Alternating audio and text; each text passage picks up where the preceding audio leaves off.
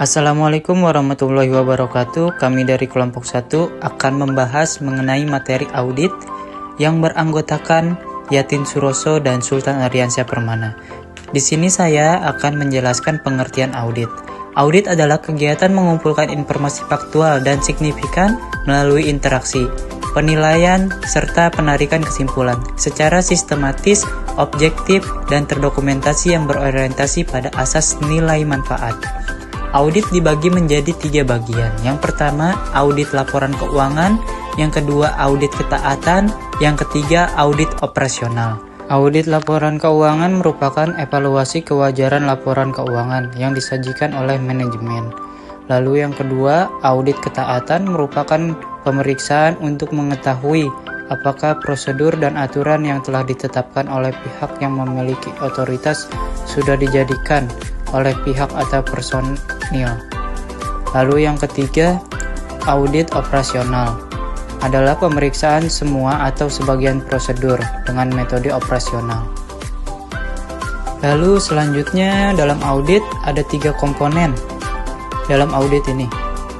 Yang pertama ada auditor, yang kedua ada audit, yang ketiga ada stakeholder. Di sini saya akan menjelaskan. Yang pertama, auditor adalah orang atau pihak yang memiliki kompetensi untuk melakukan audit. Lalu yang kedua, ada audit, orang atau pihak yang menjadi objek audit. Yang ketiga, ada stakeholder. Stakeholder adalah pihak yang berkepentingan atas hasil audit. Selanjutnya, pentingnya peranan audit dalam sebuah perusahaan.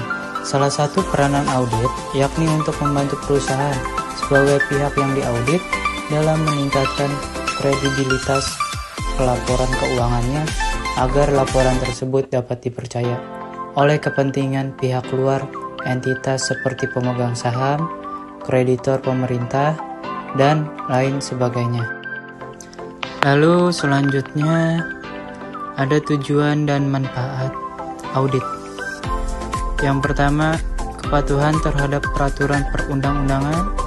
Yang kedua, keterladanan dan konsisten penyajian pelaporan keuangan. Yang ketiga, efisiensi operasional dan kemampuan atau profitability. Yang keempat, monitor resiko. Yang kelima, mengevaluasi sistem pengendalian manajemen. Lalu yang terakhir, memastikan efektivitas dan efisiensi operasional perusahaan. Lalu selanjutnya beberapa manfaat audit. Yang pertama, manfaat bagi manajemen. Yang kedua, manfaat bagi stakeholder. Yang ketiga, manfaat bagi auditor. Yang keempat, manfaat bagi yang diaudit atau objek yang diaudit. Dalam audit ada beberapa tahapan yang harus dilakukan. Yang pertama, tahapan pra-audit. Lalu yang kedua, tahapan pelaksanaan audit. Lalu yang ketiga, tahapan post-audit. Di sini saya akan menjelaskan satu persatu tahapan tersebut. Yang pertama, tahapan pra-audit itu menentukan tujuan audit itu apa, biaya yang dibutuhkan, SDM atau auditor yang dibutuhkan, waktu yang tersedia untuk diaudit. Lalu menentukan ruang lingkup audit. Ruang lingkup menentukan pendekatan, menyusun jadwal yang akan diaudit, mengumpulkan informasi-informasi awal.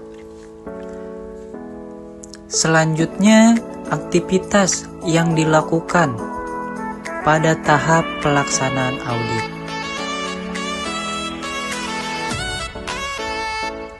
Yang pertama, auditor menganalisis dokumen. Lalu yang kedua, membandingkan suatu aktivitas yang dilakukan dengan sistematis dan prosedur yang berlaku. Lalu yang ketiga, mewawancarai audit. Yang keempat, mencari bukti.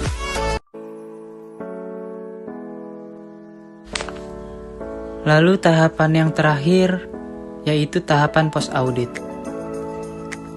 Auditor menyusun laporan yang sudah diaudit. Auditor berdiskusi mengenai hal-hal yang sudah diaudit. Lalu selanjutnya beberapa karakteristik personal yang penting dimiliki oleh seseorang auditor. Yang pertama, integritas, empati, reliabilitas, bertanggung jawab, dan dapat dipercaya.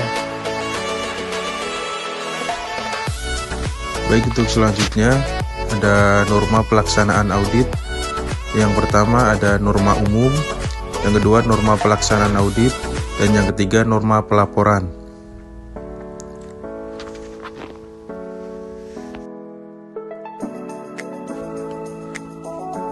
Untuk yang selanjutnya, kode etik perilaku profesional. Yang pertama, prinsip-prinsip etika. Yang kedua, peraturan perilaku.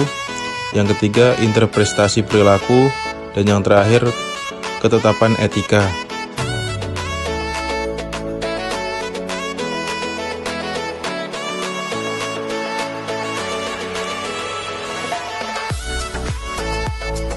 Untuk selanjutnya ada prinsip pelaksanaan audit. Yang pertama ada independensi, yang kedua discretion dan confidentiality, yang ketiga objectivity, yang keempat fairness, yang kelima diligency, yang keenam social acceptability, yang ketujuh authority, dan yang kedelapan cultural awareness. Sekian dan terima kasih atas perhatiannya. Semoga bermanfaat bagi teman-teman semua.